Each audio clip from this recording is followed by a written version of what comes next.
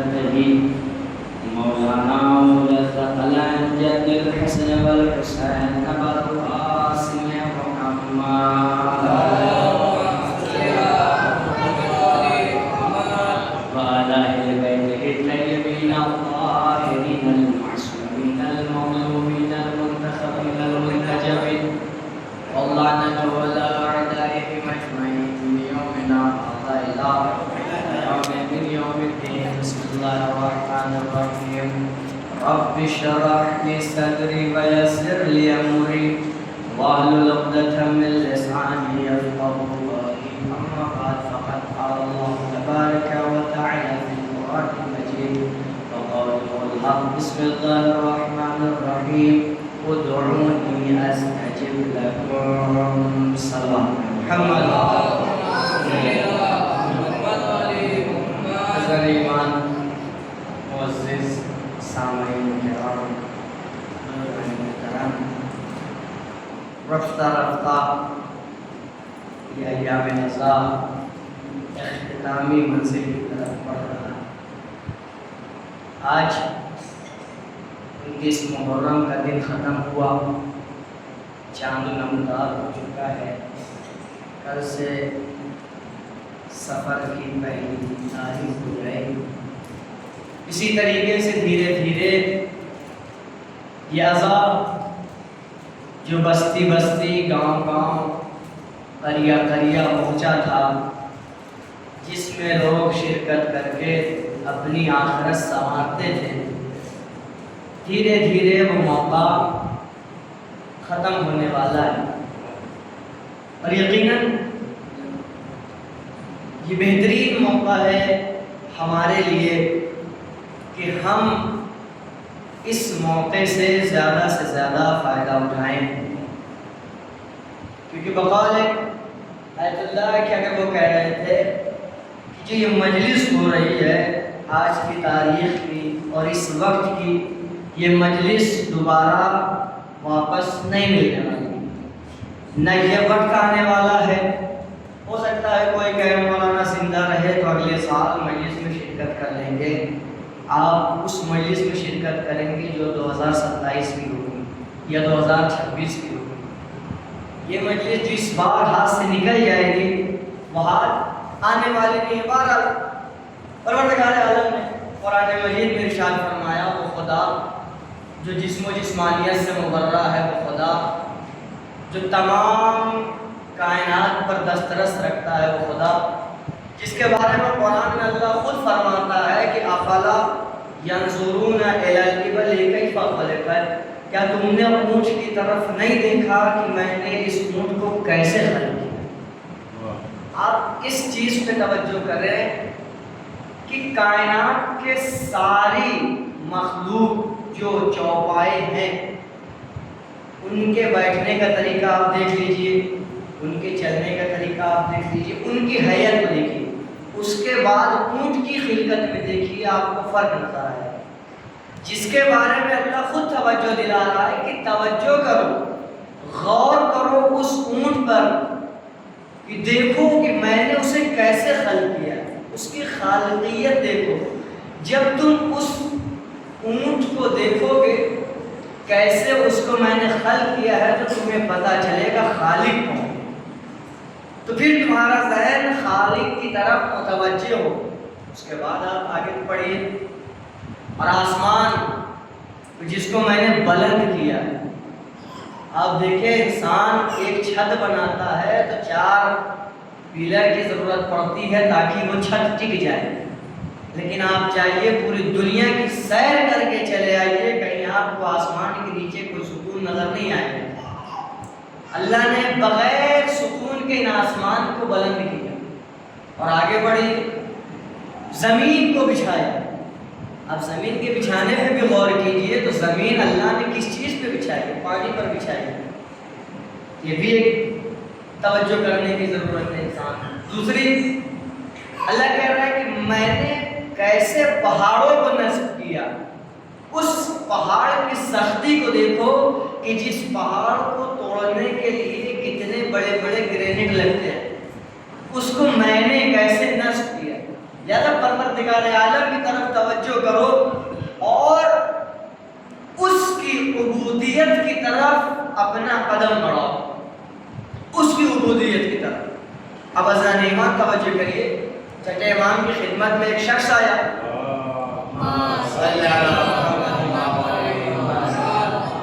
آگے کہتا ہے مولا یہ بتائیے خدا جسم نہیں رکھتا، خدا مکان نہیں رکھتا، خدا زمان نہیں رکھتا، خدا کسی جگہ پر آتا نہیں ہے، تو پتہ کیسے چلے وہ ذات ہے، وہ ہے کیا، یا خدا کون ہے کیسے پتہ چلے؟ توجہ کیجیے، امام فرماتے یہ بتاؤ کیا تم نے کبھی سمندر کا سفر کیا ہے؟ کہا مولا میں نے سمندر کا سفر کیا ہے۔ امام فرماتے ہیں کیا جب تم سمندر کے سفر پر گئے تھے تمہاری کشتی طوفان کے بھور میں آئی تھی؟ کہا مولا آئی تھی۔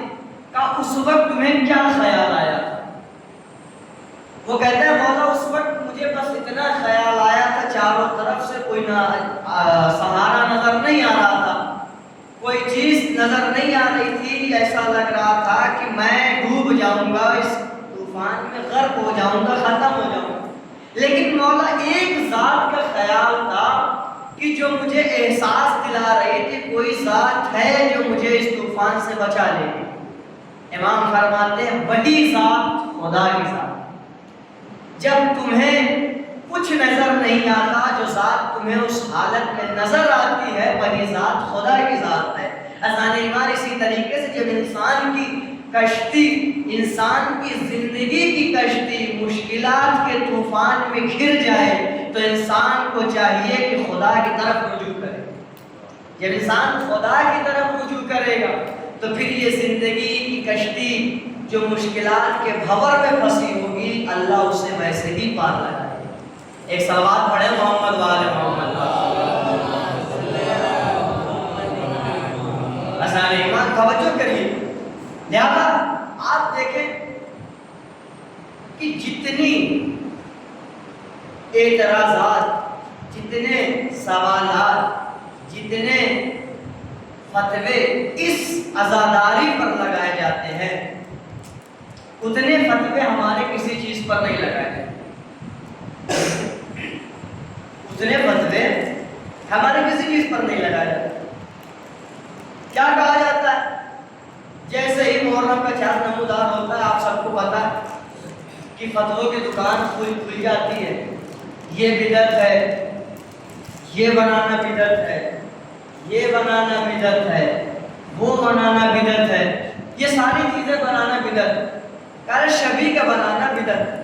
ایک شخص آیا رسول اللہ کی خدمت میں، یا رسول اللہ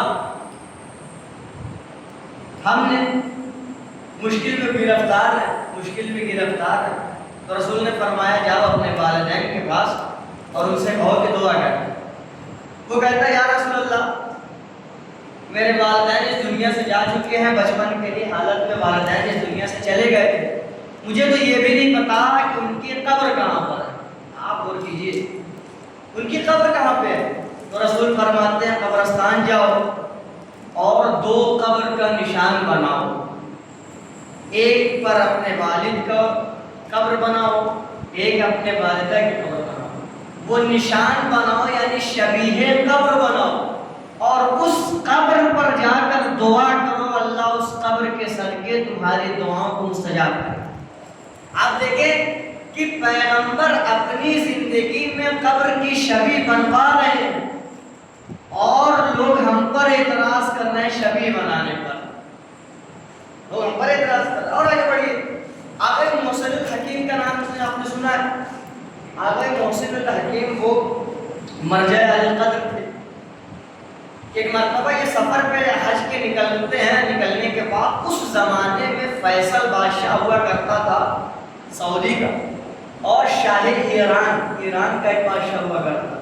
ادھر فیصل نے بھی آغا محسن الحکیم کے پاس درخواست دی اور ادھر شاہ ایران نے بھی کہ آپ حج پہ جائیے، حج کے سارے اخراجات ہم اپنی طرف سے آپ کو دیں گے۔ تو آغا محسن کا جملہ سنیں گے، وہ فرماتے ہیں یہ جبھی شاہ نجف مولائے متقیان کے در پہ جھک چکی ہے، لہٰذا مجھے تمہارے پیسوں کی ضرورت نہیں ہے، میں حج پہ جاؤں گا تو اپنے پیسے سے جاؤں گا۔ اب جب یہ حج پہ پہنچتے ہیں، پہنچنے کے بعد میں صرف ایک جملہ واقعے سے اپنی بات کو متصل کر کے آگے بڑھ جاؤں گا۔ حج پہ جب پہنچتے ہیں، فیصل بادشاہ آقا محسن الحکیم کو دعوت دیتا ہے کہ آپ آئیے ہمارے یہاں، تشریف لے آئیے، آپ کا کھانا ہمارے ساتھ ہوگا۔ ادھر آقا محسن الحکیم وہاں پہنچے، اور جب وہاں پہنچتے ہیں تو پھر لوگوں کی اور بھی علماء کو انہوں نے دعوت دی تھی۔ ظاہر ہے کہ جب کوئی بڑا چہرہ آتا ہے تو انسان، اب مثلا میں مثال دے دیتا ہوں، جیسے آ گئے حکیم الہیان جو ایران کے نمائندے بن کر ہندوستان میں آئے، جب وہ شیعہ کالج جونپور بلائے گئے تو آس پاس کے اہل سنت وغیرہ سب کو دعوت دی گئی، سب لوگ آئیے، ایک اجتماع ہو رہا ہے، پروگرام ہو رہا ہے، اس میں شرکت کی تھی۔ اسی طریقے سے جب فیصل بادشاہ نے آقا محسن الحکیم کو بلایا تو اپنے بھی علماء کو سب کو دعوت دی، سب کو جمع کرایا۔ اب جب آقا محسن الحکیم وہاں پہنچنے کے بعد پہنچنے کے بعد سب سے پہلا یہ سوال اٹھتا ہے کہ آپ کافر ہیں، آپ کافر ہیں، آپ لوگ شبیہ کے قائل ہیں، آپ لوگ شبیہ کے قائل ہیں، آپ کافر ہیں۔ اور ادھر فیصل بادشاہ علیہ محسن الحکیم کا تعارف بھی کرا رہا تھا کہ علماء نے اعتراض کرنا شروع کیا۔ محسن الحکیم فرماتے ہیں کہ بھائی میں نے تو ابھی تک کچھ اپنے بارے میں کہا ہی نہیں، جو کچھ کہہ رہا ہے یہ بادشاہ کہہ رہا ہے، یہ میرا تعارف کرا رہا ہے، میں نے تو ابھی کوئی اپنا تعارف بھی نہیں کرایا۔ تو ایک سوال وہاں پر ہوتا ہے، کئی سوال ہوئے تھے لیکن میں ان سوالوں کی طرف نہیں جاؤں گا، جو میرا مطلوب خاطر ہے میں اس کی طرف جاؤں گا۔ ایک سوال یہ ہوتا ہے کہ یہ بتائیے آپ لوگ سونے کی زری کو چومتے ہیں، سونے کی زری چومتے ہیں، زری بنواتے ہیں، قبر پر نشان بنواتے ہیں، ساری چیزیں کرتے ہیں، آپ سونے چاندی کو چومتے ہیں، اس ساری چیزوں کو چومتے ہیں۔ آقا محسن الحکیم کہتے ہیں اس وقت وہ یہ ارادہ کرتے ہیں، کس کی طرف؟ مولائے متقیان کی طرف ارادہ کرتے ہیں، مولا میں جواب تو ان کو حدیث سے بھی دے سکتا ہوں، روایات سے بھی دے سکتا ہوں، لیکن میں چاہتا ہوں کوئی ایسا جواب دوں کہ پھر ان کا منہ نہ کھلنے پائے۔ ابھی وہ فرماتے ہیں کہ میں یہ سوچ ہی رہا تھا اور اپنے مولا کی طرف متوسل تھا کہ اچانک سے ایک شخص آقا فیصل یعنی فیصل بادشاہ کی خدمت میں ایک ہرن پر لکھا ہوا قرآن لے کر آیا۔ ہرن کی کھال پر لکھا تھا، سونے کی تار سے بندھا ہوا تھا، اور یہ فرما رہا تھا کہ یہ بادشاہ سلامت یہ لیجیے، یہ پیغمبر کے زمانے کا لکھا ہوا خط قرآن ہے، یہ پیغمبر کے زمانے کا لکھا ہوا خط قرآن ہے۔ اب جیسے ہی فیصل بادشاہ کو یہ پتا چلا کہ ہرن کی کھال پر لکھا ہوا قرآن جو رسول اللہ کے زمانے کا ہے، اس نے فوراً اٹھانے کے بعد آنکھوں سے لگایا، بوسے دینا شروع کیا، چومنا شروع کیا۔ ادھر آ گئے محسن الحکیم نے کہا یہ بدعت ہے، یہ بدعت ہے۔ کہا کیسے بدعت ہے؟ کہا آپ سونے کی تار کو چوم رہے ہیں، ہرن کی کھال کو چوم رہے ہیں۔ وہ کہتا ہے یہ کیسے ممکن ہے؟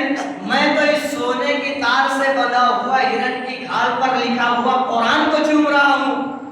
توجہ کیجیے گا، میں اس ہرن کی کھال پر لکھے ہوئے قرآن کو، وہ قرآن جو پیغمبر کے زمانے سے لکھا ہوا ہے، میں اس کو چوم رہا ہوں۔ تو وہیں پہ محسن الحکیم جواب دیتے ہیں، بس یہی جواب تو ہمارا بھی ہے، ہم زری کو نہیں چومتے، اس زری کے اندر جو قبر ہے، اس قبر کے اندر جو قرآن ناطق لکھا ہوا ہے، کفن کے ساتھ دفنایا ہوا ہے، ہم اس کو چومتے ہیں۔ یہ جواب دیا تھا وہاں پہ محسن الحکیم نے۔ ایک سوال پڑھے محمد والے محمد، لہذا اللہ نے کہا ادعونی استجب لکم۔ اللہ نے انسان کو خلق کیا، انسان کو بنایا۔ اب ظاہر ہے کہ جب انسان کو بنایا تو انسان کو آزماتا بھی ہے، اور جب آزماتا ہے تو اللہ کی آزمائش آپ کو پتہ ہے کہ جب اللہ آزماتا ہے تو کئی چیزوں سے آزماتا ہے۔ کبھی جان کے ذریعے بھی آزماتا ہے، کبھی مال کے ذریعے بھی آزماتا ہے، کبھی اولاد کے ذریعے بھی آزماتا ہے۔ ساری چیزوں کے ذریعے اللہ انسان کو آزماتا ہے۔ یہ انسان یہ تصور نہ کرے کہ اللہ نے ہمیں پیدا کیا اور بے سہارا چھوڑ دیا، نہیں، اللہ نے بنایا ہے، بنانے کے بعد اگر اللہ مشکلات دیتا ہے تو خدا ہی مشکلوں کے حل بھی انسانوں تک پہنچاتا ہے۔ اللہ اگر مشکل دے رہا ہے کسی انسان کو تو مشکلات دو طرح سے ہوتی، یہ بات میں عرض کر چکا ہوں، لیکن یہاں غرض نہیں کہ میں نے جمعے کے خطبے میں جملہ کہا تھا کہ اللہ جب کسی کو مشکل دیتا ہے تو مشکل دو طرح کی ہوتی ہے۔ وہ مشکل جو انسان کے اوپر پڑتی ہے وہ دو طرح سے ہوتی ہے۔ ایک مشکل انسان خود اپنے گناہوں سے خریدتا ہے، ایک مشکل خود انسان اپنے گناہوں سے خریدتا ہے، دوسری مشکل انسان کی آزمائش ہوتی ہے۔ اب اس جب انسان کے زندگی میں مشکلات کا سامنا ہو تو پھر انسان کو دو دعا کرنی چاہیے، دعا کرنی چاہیے کہ خدایا اگر یہ مشکل گناہوں کی وجہ سے ہے تو پروردگارا ان گناہوں کو بخش دے جس کی وجہ سے یہ مشکل ہے، اور میرے مالک اگر یہ مشکل آزمائش ہے، تیری آزمائش ہے، تو ہمارا امتحان لے رہا ہے، تو خدایا ہمیں اس مشکل میں ثابت قدم رہنے کی توفیق دینا۔ کہیں ایسا نہ ہو کہ جب مشکل ہماری زندگی میں آئے تو کفران نعمت کرنے پر انسان نامادہ ہو، کفران نعمت پر انسان نامادہ ہو جائے۔ ثابت قدمی انسان کی زندگی میں بہت ضروری ہے۔ آپ سے یہ بھی نہیں، لوگ بہت سارے الزام لگا دیتے ہیں خدا پر، ڈائریکٹ خدا کو نشانہ بنا لیتے ہیں۔ مثلا اللہ ہم ہی ملے تھے یہ سارے کام کرنے کے لیے۔ ایک ساتھ ہم تھے، دوست تھے، جا رہے تھے، ایک لیڈیز یہ کہہ رہی تھی قسم سے، آپ یہ دیکھیں گرمی ہوتی ہے، بارش نہیں ہوتی تو انسان کہتا ہے پروردگار اب تو بارش کر دے، بارش ہو جاتی ہے تو وہی انسان کہتا ہے اللہ میں اتنا برسوں کی کچ کچ ہو گیا ہے۔ ایک خاتون اپنی زبان سے جملہ کہہ رہی تھی کہ اللہ مجھے لگتا سچیار ہے، قسم خدا کی انسان اپنی زبان سے اپنی قبر کھود رہا ہے گناہوں کی۔ انسان اپنی زبان کو کنٹرول کرنا سیکھ جائے تو بہت سارے مشکلات سے انسان خود باہر ہو جائے، بہت سارے مشکلات سے خود باہر ہو جائے اگر انسان اپنی زبان پر کنٹرول کرنا سیکھ جائے۔ تو اللہ نے کیا کہا، ادعونی استجب لکم، تم مجھے پکارو میں مستجاب کرنے والا ہوں۔ اس کا مطلب یہ ہے کہ جب کوئی کسی مشکل میں پڑ جائے تو خدا کی طرف رجوع کرے، اللہ کی طرف جب رجوع کرے گا۔ اور یہی چیز چوتھے امام نے بھی سکھائی ہے، چوتھے امام نے بھی دعا کا طریقہ سکھایا، اور ایسی دعا جو صحیفہ کاملہ ہے۔ آپ اگر کتاب کا مطالعہ کرنے کا شوق رکھتے ہیں تو کتاب پڑھیں گے، آپ کو نظر آئے گا کہ نہج البلاغہ کے ایک سے دو خطبہ ایسا ہے جس پر آغا رضی پر مورخین نے یہ اعتراض کیا ہے کہ یہ خطبہ جو آغا رضی نے اس نہج البلاغہ میں رکھا یہ مولانا متقیان کا نہیں ہے۔ 200 کچھ خطبے تھے، اس میں سے جو آغا رضی نے یہ سمجھا کہ یہ خطبہ مولا کا ہے اس کو جمع کیا، لیکن نہج البلاغہ پر بھی اعتراض مورخین کا ہے۔ اگر کسی مورخ کا کسی کتاب پر اعتراض نہیں ہے تو وہ صحیفہ سجادیہ، جس پہ کسی مورخ نے یہ اعتراض نہیں کیا، سب متفق علیہ فیصلہ دیتے ہیں کہ یہ جو صحیفہ سجادیہ کے اندر دعائیں ہیں یہ ساری امام زین العابدین کی زبان سے نکلے ہوئے کلمات ہیں۔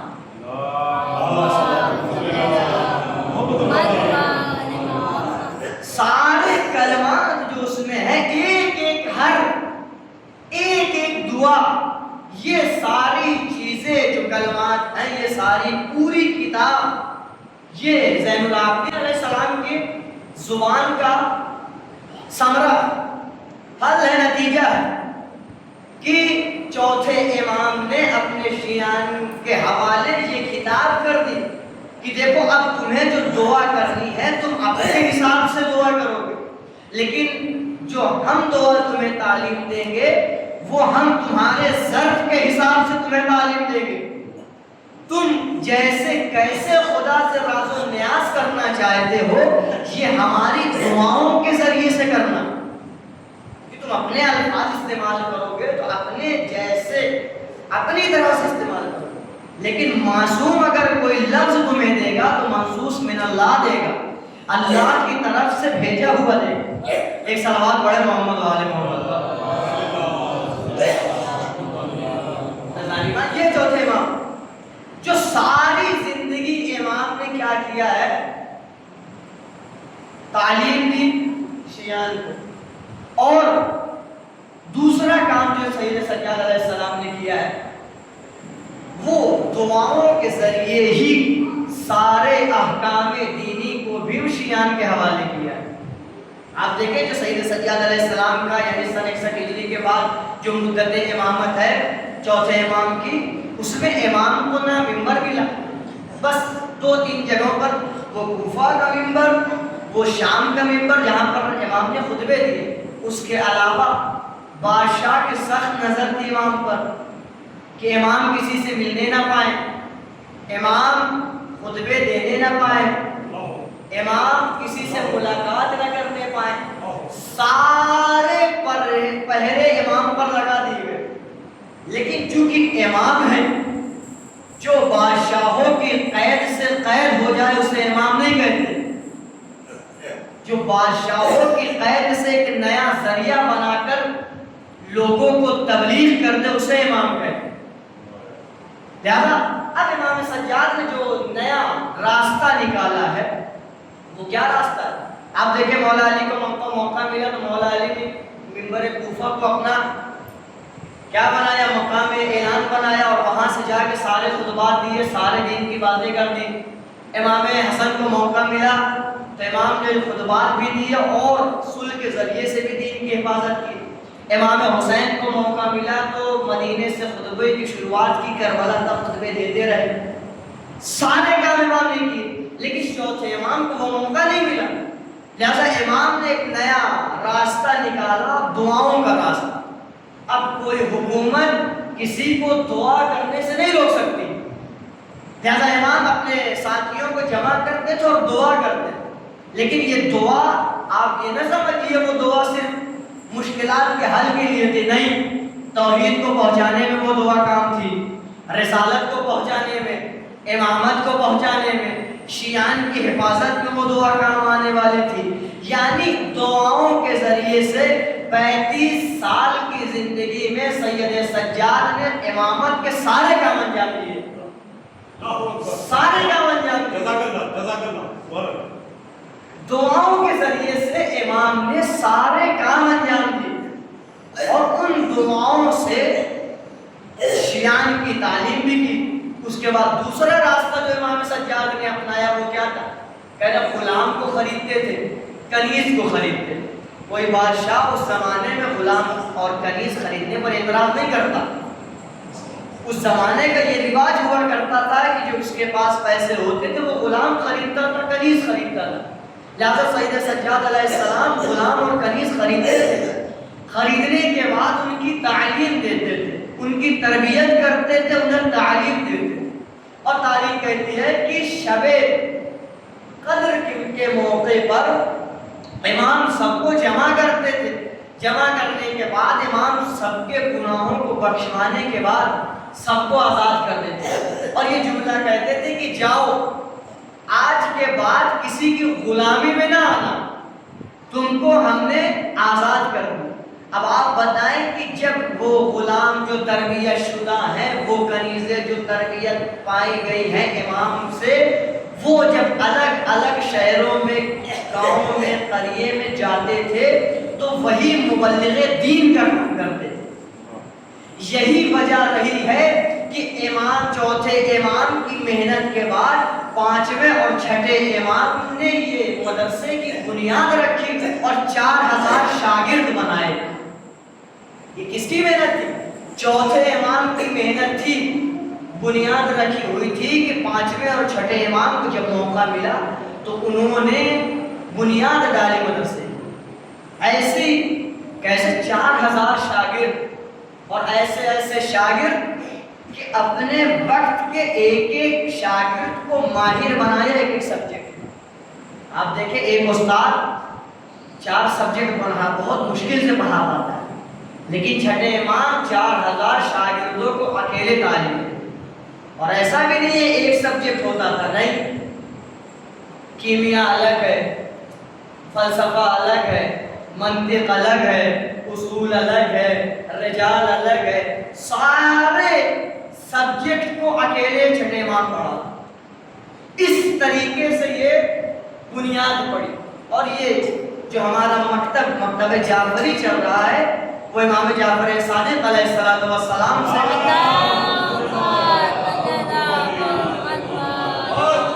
یہ انہی کے ذریعے سے ہم تک پہنچا۔ لہذا چوتھے امام نے پوری محنت کی اور دین کو پہنچانے میں، دین کو پھیلانے میں، دین کو بچانے میں اور دین کے تبلیغ میں، رسالت کو پہنچانے میں، امامت کو پہنچانے میں، سارے فعل کو انجام دینے میں چوتھے امام نے بڑی محنت کی۔ لہذا آپ دیکھیں جس حساب سے چوتھے امام نے غم برداشت کیے، جس طریقے سے چوتھے امام پر غم کے پہاڑ توڑے گئے، شاعر کہتا ہے کربلا کے بعد تم ہی سید سجاد ہو، کربلا کے بعد تم ہی سید سجاد ہو، دوسرا خدا کو کہہ دیتا خدا کو نہیں۔ عزاداران مظلوم کربلا چوتھے امام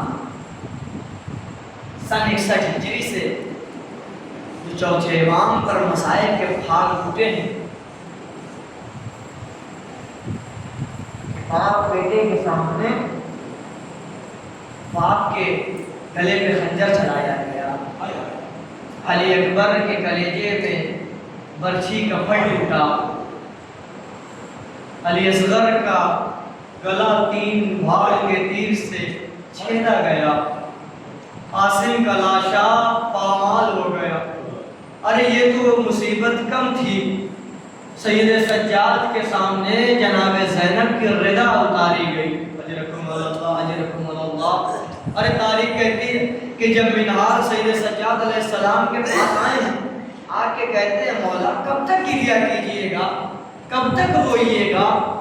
35 سال سید سجاد نے آنسو بہائے ہیں، جب جب پانی دیکھتے تھے جملہ کہتے کہ ہائے میرا بابا پیاسا مارا گیا، اور کہنے کے بعد گریہ کرنے لگتے تھے۔ منال کہتے مولا کب تک آنسو بہائیے گا، کب تک روئیے گا؟ امام سجاد کہتے منال یہ بتاؤ تم نے قرآن پڑھا ہے؟ ہاں آقا میں نے قرآن پڑھا۔ کہا تم نے پڑھا ہے یعقوب علیہ السلام کے 12 بیٹے تھے؟ کہا ہاں آقا میں نے پڑھا ہے۔ کہا ایک بیٹا یعقوب کا آنکھوں سے اوجھل ہو گیا تھا تو جناب یعقوب 40 سال روتے رہے، اور اتنا روئے کہ آنکھوں کی بینائی چلی گئی۔ اے منہار میرے تو 18 فخر یوسف کربلا کی زمین پہ مار دیے گئے، اجرکم اللہ۔ ہاں داداغان مظلوم کربلا منہار کہتے ہیں آقا شہادت تو آپ کے گھرانے کی میراث ہے نا، آقا شہادت تو آپ کے گھرانے کی میراث ہے۔ ارے سید سجاد کہتے منال تو نے انصاف نہیں کیا، تو نے انصاف نہیں کیا، منال شہادت ہمارے گھرانے کی میراث ہے، لیکن ماں بہنوں کا بیریدہ ہونا کہ ہمارے گھر کی میراث ہے، اجرکم اللہ۔ ارے تاریخ کہتی ہے ایک مرتبہ ایک شخص سید سجاد علیہ السلام کے پاس آیا، آ کے کہتا ہے مولا میں نے مسلم علیہ السلام کو بھی کوفے میں داخل ہوتے دیکھا، میں نے آپ کو بھی کوفے میں داخل ہوتے دیکھا، لیکن جب جناب مسلم داخل ہوئے تھے سر اٹھا ہوا تھا، سینہ چوڑا تھا مولا، لیکن جب آپ کوفے میں داخل ہوئے ہیں تو آپ کا سر جھکا ہوا ہے، نظریں نیچے ہیں۔ سید سجاد کہتے ہیں شخص تجھے پتا ہے جب میرا چچا مسلم داخل ہوا تھا تو اس کے ساتھ کوئی ماں نہ تھی، کوئی بہن نہ تھی، کوئی پھوپھی نہ تھی، لیکن اے شخص جب میں کوفے میں داخل ہوا ہوں تو میرے ساتھ پھوپھی زینب، بہن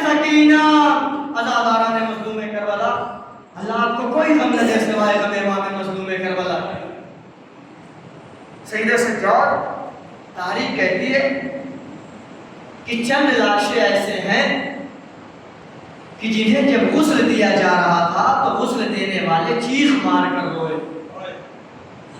پہلا جنازہ شہزادی فاطمہ زہرا سلام اللہ علیہا کا تھا کہ جب شہزادی کو امام علی علیہ السلام غسل دے رہے تھے, غسل دیتے دیتے ایک مرتبہ چیخ مار کر روتے ہیں. رونے کے بعد صحابی پوچھتا ہے مولا آپ اتنے بلند آواز سے گریہ کر رہے ہیں؟ ارے مولا کہتے ہیں تجھے نہیں پتا, ارے بنت رسول کی پسلیاں ٹوٹ گئی تھی, بنت رسول نے کبھی مجھ سے شکایت نہ کی. اجرکم اللہ. ارے جب دوسرا جنازہ پتا ہے آپ کو کس کا ہے؟ دوسرا جنازہ 4 سال کی معصوم سکینہ, آپ نے گود میں اولادیں پالی ہے نا, اور 4 سال کی معصوم بچی کو جب غسل دینے کے لیے لے جایا گیا اور غسالہ چاہتی ہے کہ سکینہ کے بدن سے کرتا اتارے, ایک مرتبہ کرتا کھال سے چپک جاتا ہے اور وہ پلٹ کے کہتی ہے کہ مولا یہ بتائیے اس بچی کو کوئی بیماری تھی کیا؟ سید سجاد طرف جاتے ہیں, ارے نہیں میری بہن کو کوئی بیماری نہ تھی. ارے کربلا کے بعد سکینہ کو اتنے درے لگائے گئے, اتنے تازیانے لگائے گئے کہ سکینہ کا کرتا کھال سے چپک گیا. اجرکم اللہ.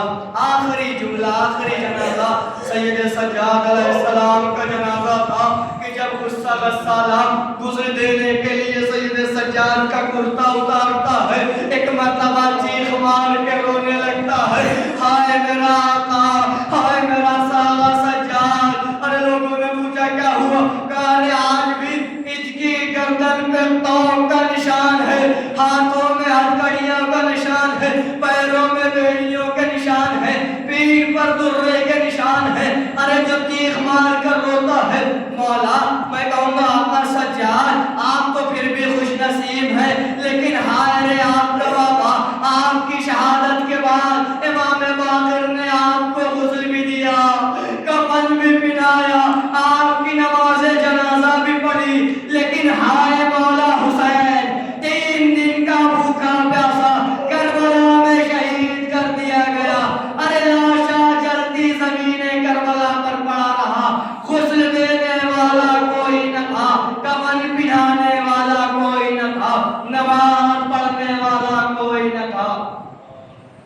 وَسَيَعْلَمُ الَّذِينَ ظَلَمُوا أَيَّ مُنقَلِبٍ يَنقَلِبُونَ. پروردگارا جو محمد و آل محمد کا واسطہ, جہاں جہاں شیعہ حیدر کرار ان کی جان مال عزت آبرو کی حفاظت فرما. اے میرے مالک پروردگار جو محمد و آل محمد کا واسطہ, جو نوجوان بے روزگار انہیں رزق حلال عطا فرما, جو برسر روزگار ان کے رزق میں اضافہ فرما.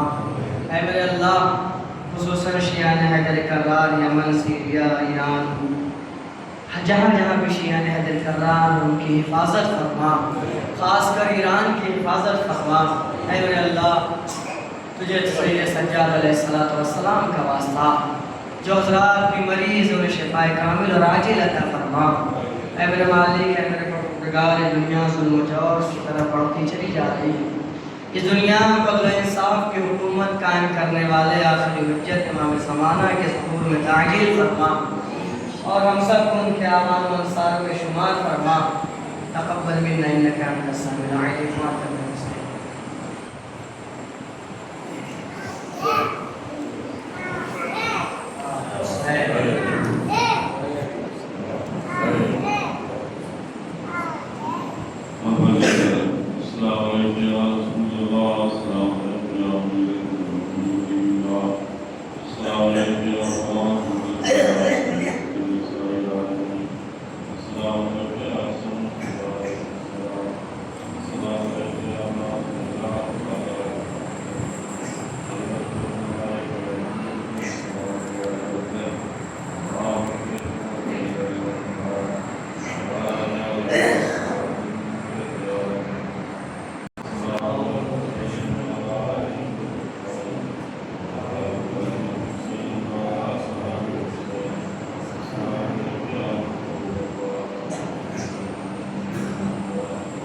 السلام علیکم.